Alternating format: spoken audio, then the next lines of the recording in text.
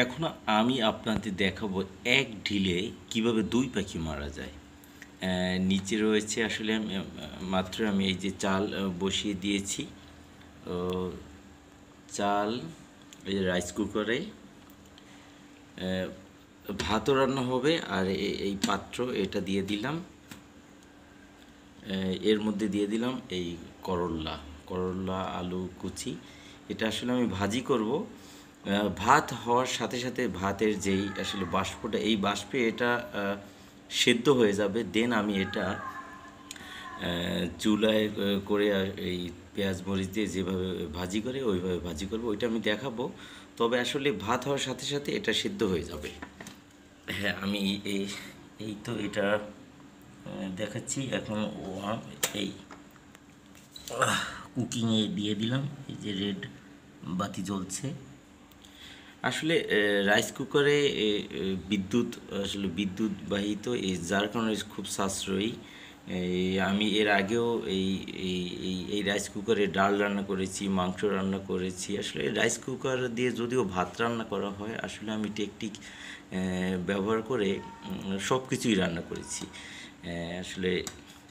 আর এটা হচ্ছে এই উপরের পটে অন্যান্য কিছু যে কোনো কিছু সেদ্ধ করা যায়। সেদিন যেমন আমি সেদ্ধ করেছিলাম পেঁপে, পেঁপে ভাজি করার জন্য পেঁপে সেদ্ধ করেছিলাম, নিয়ে ভেতরে ডাল রান্না হয়েছিল, উপরে পেঁপে দিয়েছিলাম, পেঁপেটা সেদ্ধ হয়ে গেছে। দেন সেদ্ধ পেঁপেটা এভাবে পেঁপে আমি কেটে দিয়েছিলাম।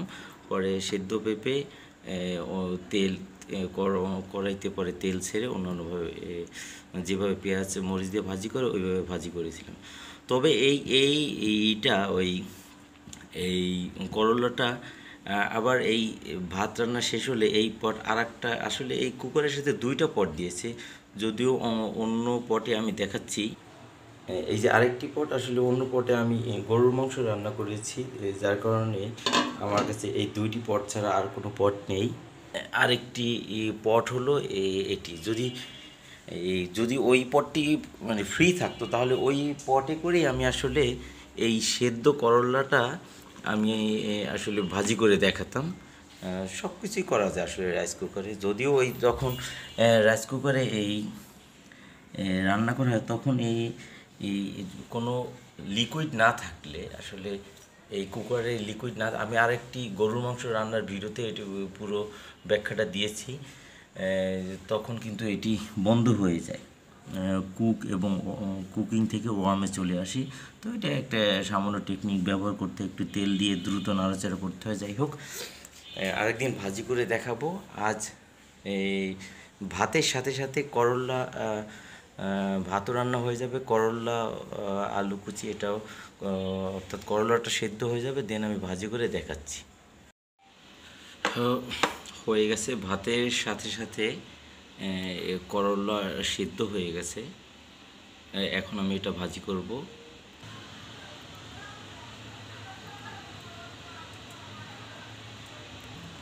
এটা আহামরি কিছু না, শুরুতেই বলেছিলাম নর্মালি যেভাবে ভাজি করা হয় সেভাবেই। জাস্ট আমার হেল্প হলো যে এটা আসলে ওই ভাজি, যে কোনো জিনিস ভাজি করলেও ওইটা বাষ্পে তো এটা সেদ্ধ হতে হয়। তো এটা আমার আগেই সিদ্ধ হয়ে গেল ভাত রান্নার সাথে সাথে, এটাই জাস্ট হেল্প হলো। এখন ভাজিটা হতে আসলে বেশি একটা সময় লাগবে না, জাস্ট নর্মালি যেভাবে করতে হয় ওইভাবেই করবো। হ্যাঁ, দিয়ে দিলাম পেঁয়াজ কুচি, মরিচ, কাঁচা মরিচ এবং দু তিন কোয়া আসলে রসুনের কুচি, আর হলুদ দিয়ে দিলাম আনুষঙ্গিক। অন্য এখন লবণ দেব। দুঃখিত, লবণটা আসলে করলা দেওয়ার পর আমি দেবো, এখন দেবো না। পেঁয়াজটা ভালো করে ভাজা হওয়ার পরে আমি করলা কুচি দিয়ে দেবো, সেদ্ধ করলা কুচি। আমি আসলে এখানে কাঁচামরিচ দুইটা দিয়েছি, আর দুইটা কাঁচামরিচ আসলে নামানোর কিছুক্ষণ মানে মাঝামাঝি পর্যায়ে দিব, যেন সব মরিচগুলো ভাজা না হয়, পরে বাষ্পেও তাপে কিছু মরিচের ঘ্রাণটা যেন ঢুকে যায়, এই জন্য পরে দেব। এই করলাটা এখন দিয়ে দিচ্ছি।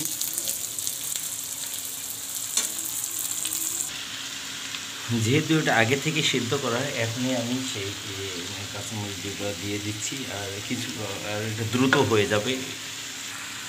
আর এর সাথে সাথে লবণও দিয়ে দিচ্ছি। এখন একেবারে নিভু আগুনে আমি একটু ঢেকে দিব, যেন ওই ভেতরে এইটা হলুদ যে পেঁয়াজ তেলটা যেন ভিতরে ঢোকে করলার ভিতরে, এই জন্য এখন ঢেকে দেবো, যেহেতু সেদ্ধ আগেই হয়ে গেছে। তবে খেয়ে স্বাদ নিয়ে দেখবেন আসলে লবণ হয়েছে কি না। আসলে খেয়ে দেখে যারা, যেহেতু আমি ব্যাচেলর, নিজে রান্না করছি, রান্নায় ওরকম দক্ষ না, তো খেয়ে দেখে আসলে স্বাদটা বোঝা যাবে। তো এরপর যে আমি ধনে পাতা থাকলে দিবেন, না থাকলে দরকার নেই। তো এটা এখন আর যেহেতু আগেই সিদ্ধ হয়ে গেছে, তো এটা বেশি একটা না, একবার ঢেকে দিয়ে আমি এই লবণ দিয়ে উঠিয়ে নিলাম। এখন ধনে পাতা দিয়ে এই আর একবার খানিকটা ঢেকে তারপর চুলা বন্ধ করে দিব, হয়ে যাবে। ধন্যবাদ। তো ঠিক আছে, এই কালারটা দেখতে পাচ্ছেন, এটা আসলে কেমন হতে পারে। তো আমি এই স্বাদ নিয়েও দেখলাম অল্প একটু, আরেক কিছুক্ষণ থাকলে আরও স্বাদ বাড়বে। ভালোই লাগলো। ধন্যবাদ, ভালো থাকবেন সকলে। এই ধনে পাতা কুচি দিলাম।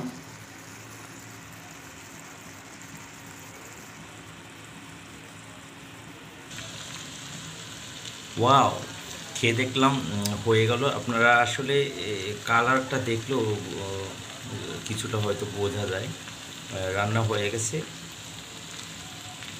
খেয়ে দেখলাম মজাই লাগছে। যাই হোক, আপনারা ভিডিওটি কষ্ট করে দেখার জন্য ধন্যবাদ সকলকে আপনাদের। আর আপনারা মন্তব্য করে জানাবেন আরও ভিডিও, কী কী ভিডিও তৈরি করব, বা যদি কোনো ভুল ত্রুটি হয় জানাবেন, ক্ষমার দৃষ্টিতে রাখবেন। আল্লাহ হাফিজ।